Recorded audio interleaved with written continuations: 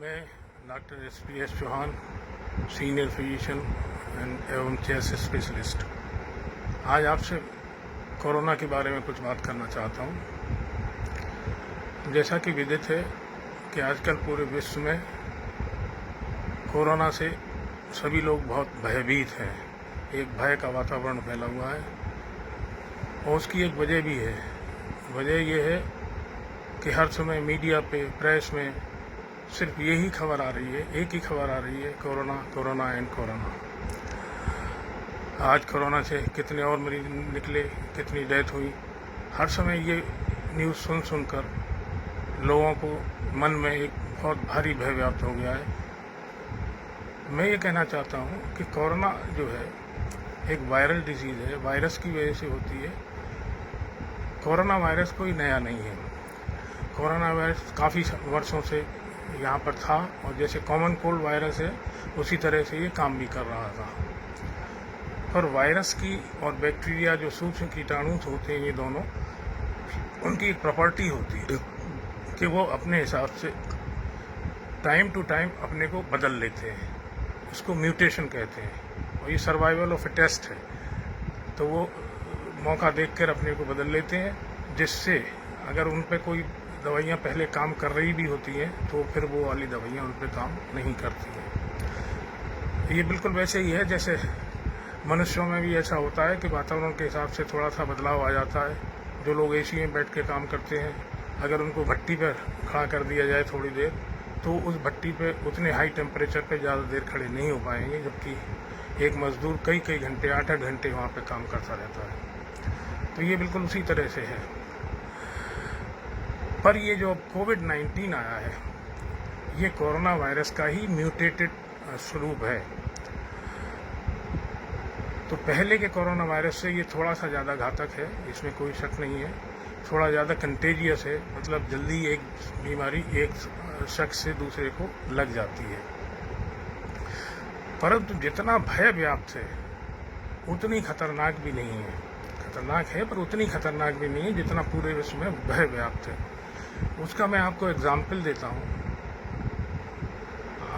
इसको आप गूगल करके भी देख सकते हैं। जो कॉमन कोल्ड वायरस है, जो नॉर्मल फ्लू वायरस है, जिससे सभी लोग परिचित हैं, कभी ना कभी किसी न किसी को जुकाम, खांसी, ये सब वायरल होता रहता है और उस पर लोग बहुत ज़्यादा ध्यान नहीं देते हैं। उससे भी पूरे विश्व में हर वर्ष 4 से 5 लाख डेथ होती हैं।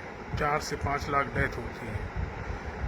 ट्यूबरकुलोसिस या टीबी की बीमारी जो है, उससे भी प्रतिवर्ष हिंदुस्तान में 4 से 5 लाख डेथ होती हैं हिंदुस्तान में। और दोनों ही बीमारी कंटेजियस हैं, इन्फेक्शन फैलाती हैं, एक शख्स से दूसरे को फैलती हैं। जिस तरह से कोरोना फैलता है उसी तरह से, क्योंकि ये भी रेस्पिरेटरी डिजीज है, तो उसी तरह से फैलती है। परंतु हम उन दोनों से भयभीत नहीं हैं, जबकि कोरोना से तो अभी इतनी डेथ हुई भी नहीं है। उसकी वजह है कि बहुत सालों से है, तो हम उसको समझ गए हैं। और दूसरी बात यह है कि उनकी रोज़ाना रिपोर्टिंग नहीं होती है। रोज़ाना आपको ये नहीं मालूम पड़ता है कि आज 10 मोर्टेलिटी और हो गई हैं, आज 50 और हो गई हैं, अब 2000 हो गए, अब 5000 हो गए। तो वो एक भय व्याप्त नहीं है सब लोगों में। और हम टीबी और कॉमन कोल्ड के साथ बखूबी रह रहे हैं।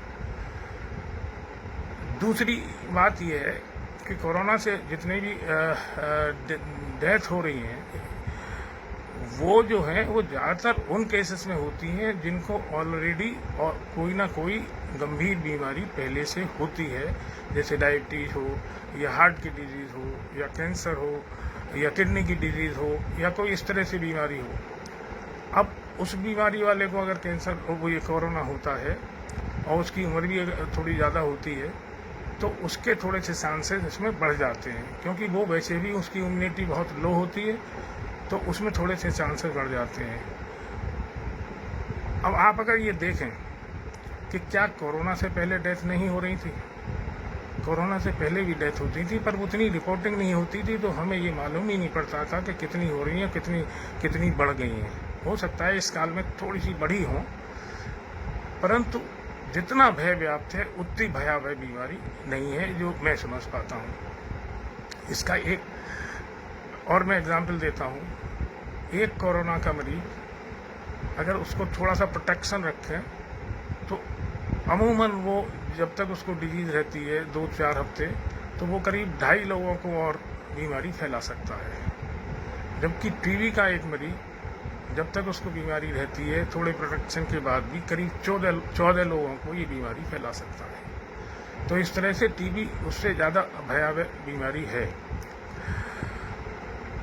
दूसरा ये है कि जैसे जो कोरोना से जान जा रही हैं, उसमें आप ये देख सकते हैं, ये पता करना थोड़ा मुश्किल है कि वो जान सिर्फ कोरोना की वजह से ही जा रही हैं या वो जो उनको और डिजीज़ थी उनकी वजह से तो नहीं है, साथ में उनको कोरोना भी हो गया है।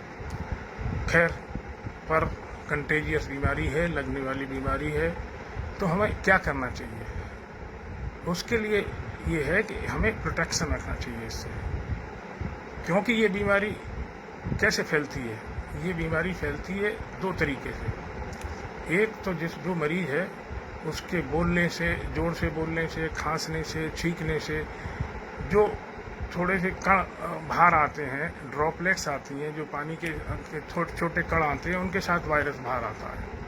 और वो वायरस अगर आपके मुंह पे आता है तो वो आपके मुंह से या आपकी नाक से या आपकी आंख से अंदर जा सकता है, और जब अंदर जाएगा तो आपको इन्फेक्शन फैला सकता है। तो उसके बचाव के लिए बड़ा सिंपल तरीका है कि अगर आप मास्क पहने और अगर वो मरीज़ मास्क पहने हैं जिसको बीमारी है, तो वो ड्रॉपलेट आपके तक आ ही नहीं पाएंगे। आप भी मास्क पहने तो करीब फुल प्रोटेक्शन हो गया। दूसरा तरीका ये है फैलाने का कि जो पेशेंट है उस कोरोना की वजह से, क्योंकि उसको कीटाणु बाहर आते रहते हैं, तो वो उसके हाथ पे भी वो कीटाणु लग जाते हैं। अब वो हाथ से किसी चीज़ को छूता है, टेबल को, मेज को या और किसी सरफेस को, तो वो कीटाणु उस सरफेस पे भी लग जाते हैं। और आप फिर उस सरफेस पे अगर हाथ लगाते हैं तो वो कीटाणु आपके हाथ में आ जाते हैं। और जब आप अपने हाथ को मुंह पे लगाएंगे तो वो कीटाणु आपके मुंह से, नाक से या आँख से अंदर जा सकते हैं। उसके प्रोटेक्शन के लिए ये है कि आप अगर बीच बीच में अपने हाथ धोते रहते हैं साबुन से या अल्कोहल युक्त सॉल्यूशन से सैनिटाइज करते रहते हैं, तो उसके खतरे भी कम हो जाते हैं, ना के बराबर हो जाएंगे। और इस बीच अगर आप किसी सरफेस को छूते हैं तो हाथ धोने से पहले अपने मुंह को हाथ न लगाएं। और जो सरफेसेस होती हैं यूजुअली जिसको लोग टच करते हैं, दरवाजे के हैंडल्स को, दरवाजे को, खिड़कियों को, मेज को, उनको बीच बीच में अगर आप सैनिटाइज करते रहें, उससे लाइजोल से या अल्कोहल युक्त उससे जैसे हाइपोक्लोराइड सॉल्यूशन से या ब्लीचिंग पाउडर से, तो वहाँ इन्फेक्शन रहने के भी चांस कम है। इन 2-3 तरीकों से ही आप इस बीमारी से बच सकते हैं। तीसरा और जो बेहतर तरीका है वो ये है कि आप अपनी इम्यूनिटी को बढ़ाएं। इम्यूनिटी उसको कहते हैं क्योंकि ऊपर वाले ने जो आपका शरीर बनाया है उसमें रोगों से लड़ने की क्षमता दी है, रोगों से बचने की क्षमता आपको प्रदान की गई है, उसको इम्यूनिटी कहते हैं। क्योंकि आपके ब्लड में लिम्फोसाइट्स होते हैं, टी सेल्स, बी सेल्स होते हैं, वो कोई भी कीटाणु अगर बाहर से आता है तो उनको लड़ते हैं, उनको खा जाते हैं, उनको ख़त्म करते हैं। अगर आपकी इम्यूनिटी अच्छी होगी तो जो कीटाणु आपके अंदर जाएंगे उसको वो आपकी इम्यूनिटी मार देगी और आपको बीमारी नहीं लगेगी। तो उस इम्यूनिटी को बढ़ाने के लिए तरीका यह है कि भाई आप नेचुरल फूड खाएं, नेचुरल फूड लें। जैसे भगवान के बनाई हुई जो चीज़ें हैं, जैसे फल फ्रूट्स हैं, सलाद हैं, सब्जियां हैं, ग्रीन वेजिटेबल्स हैं, मसाले हैं, ये चीज़ आप ज़्यादा लें। और तली भुनी चीज़ें, प्रोसेस चीज़ें जो हमने प्रोसेस कर ली हैं या केमिकल युक्त चीज़ें जो हैं, ऐसी चीज़ें कम से कम खाएं, नहीं खाएं तो ज़्यादा अच्छा रहेगा। आप ये सब खाएंगे तो आपकी इम्यूनिटी बढ़ेगी, आपकी इम्यूनिटी अच्छी रहेगी तो बीमारी लगने के चांस आपको बहुत कम रहेंगे। दूसरा तरीका है ये प्रॉपर स्लीप लें, टाइम से सोएं, टाइम से उठें, तो आपकी इम्यूनिटी अच्छी रहेगी। सनलाइट लें, सनलाइट बहुत इम्पॉर्टेंट फैक्टर है जो आजकल हम लोग पिछले 20, 30, 40 सालों से मिस कर रहे हैं। उसकी वजह यह है कि पहले हमारे घरों में आंगन हुआ करते थे तो हम थोड़ी बहुत देर आंगन में बैठा करते थे। अब आजकल आंगन ख़त्म हो गए, लॉबी हो गई हैं जहाँ सूरज की किरणें बिल्कुल नहीं आती हैं। तो उसकी वजह से हम सनलाइट का एक्सपोजर नहीं मिलता है। कायदे से 10 से 2 के बीच में 20-25 मिनट या आधा घंटा हमें सनलाइट लेनी चाहिए, जिससे न कि केवल विटामिन डी आपको मिलता है जो आपकी इम्यूनिटी बढ़ाएगा, उसके अलावा भी बहुत से बेनिफिट्स हैं जो इम्यूनिटी बढ़ाएंगे। वो इन्फेक्शन को भी ख़त्म करते हैं, वो वायरस कीटाणुओं को भी ख़त्म करती है सनलाइट। तो वो हम जरूर उससे एक्सपोज रहें।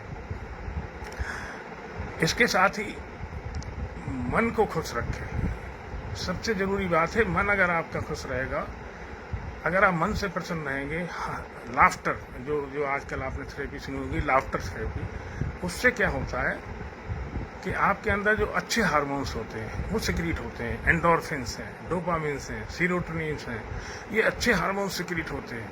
और जो ये अच्छे जो हार्मोन सिक्रीट होते हैं तो ये आपकी इम्यूनिटी बहुत ज़्यादा बढ़ाते हैं।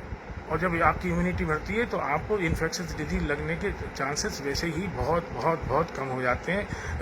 अगर कीटाणु आपके पास आ भी जाएंगे तो आपको बीमारी नहीं लग पाएगी। आजकल जैसे मोदी जी ने भी कहा है, आयुष का जो काढ़ा बनता है, उस आपका को काढ़ा वो कई मसाले मिला के जो काढ़ा बनाते हैं, आप वो काढ़ा लें, उससे भी आपकी इम्यूनिटी ठीक होगी। तो इस तरह की अगर आप वो करेंगे, आपकी इम्यूनिटी अच्छी रहेगी, तो सर्दियाँ आपको बीमारी लगने के चांस बहुत ही कम हो जाएंगे। दूसरा एक, जैसे आजकल आपने काफ़ी सुना होगा, हर्ड इम्यूनिटी। हर्ड इम्यूनिटी वो होती है जब सोसाइटी में 60-65% लोग को अगर इम्यूनिटी हो जाए उस बीमारी के खिलाफ, तो उसको हर्ड इम्यूनिटी कहते हैं, जिससे फिर इन्फेक्शन एक से दूसरे में आगे ट्रेवल नहीं कर पाएगा, क्योंकि कोई ना कोई बीच में इम्यूनिटी वाला शख्स आ जाएगा तो वो ट्रेवल नहीं होगा, तो उससे आपको इम्यूनिटी भी हो जाएगी। जैसे कॉमन कोल्ड वायरस और ये सब वायरस जो है, उसमें ये हर्ड इम्यूनिटी भी काम करती है इम्यूनिटी के अलावा। तो मेरा मानना तो यही है कि आप प्रोटेक्शन जरूर रखें, पर भयभीत नहीं हो। ऐसी बहुत कोई अनोखी बीमारी नहीं है, बीमारी है पहले से थोड़ी सी वैसी है, पर बहुत भयभीत होने की ज़रूरत नहीं है। और इन प्रोटेक्शन के साथ अपने काम हम कर सकते हैं। बाकी तो अब सरकार जब ये लॉकडाउन ख़त्म करेगी तो धीरे धीरे जब सब काम शुरू होंगे। जहाँ तक इसके ट्रीटमेंट की बात है, तो अभी तक इसका कोई भी स्पेसिफिक ट्रीटमेंट नहीं आया है। अभी हम ट्रायल्स पे चल रहे हैं कि एंटी मलेरिया वाली दवाइयां हैं, या HIV वाली दवाइयां हैं, या और वायरस वाली दवाइयां हैं, उनको ट्रायल कर रहे हैं, पर अभी तक कोई भी इसका स्पेसिफिक ट्रीटमेंट नहीं आया है। तो हमारी इम्यूनिटी और उससे ही हम लोगों का बचाव ज़्यादा होगा। वैक्सीन्स की जहाँ तक बात है, वैक्सीन्स आएगी भी, तो अभी मैं समझता हूँ 4-5-6 महीने लगेंगे वैक्सीन आने में। पर वैक्सीन के साथ एक प्रॉब्लम और है, जैसे अगर आपको मालूम हो कि फ्लू की वैक्सीन लगती है, नॉर्मल फ्लू की वैक्सीन लगती है, पर हर साल वो वैक्सीन नहीं आ जाती है, क्योंकि वायरस म्यूटेट कर जाता है, तो पुरानी वाली वैक्सीन काम नहीं करती है। तो ये इस केस में भी ऐसा आगे संभव है कि इस तरह का हो कि एक वैक्सीन आ गई, फिर अगली बार से वो नहीं काम करे। वो तो खैर जब वैक्सीन आएगी या कोई ट्रीटमेंट स्पेसिफिक आएगा तब देखा जाएगा। तो आखिर में मैं तो एक ही बात आपसे कहना चाहूँगा, थोड़ा प्रोटेक्शन रखें, परंतु ज़्यादा भयभीत ना हो। और जहाँ तक फिजिकल डिस्टेंसिंग और सोशल डिस्टेंसिंग की बात है, नो डाउट अभी थोड़े दिन उसको महीना 2 महीने 4-6 महीने आपको रखना पड़ेगा। पर भारत जैसे देश में जहाँ इतनी आबादी है, 130 करोड़ की आबादी है, और एरिया इतना कम है, जहाँ एक एक मकान में 10-10, 15-15, 20-20 लोग रहते हैं, महानगरों में ऐसे कंजेशन है, तो ये सोशल डिस्टेंसिंग या फिजिकल डिस्टेंसिंग हम कितनी कर पाएंगे, ये तो खैर वक्त बताएगा। इसी के साथ मैं अपनी बात समाप्त करता हूँ। धन्यवाद।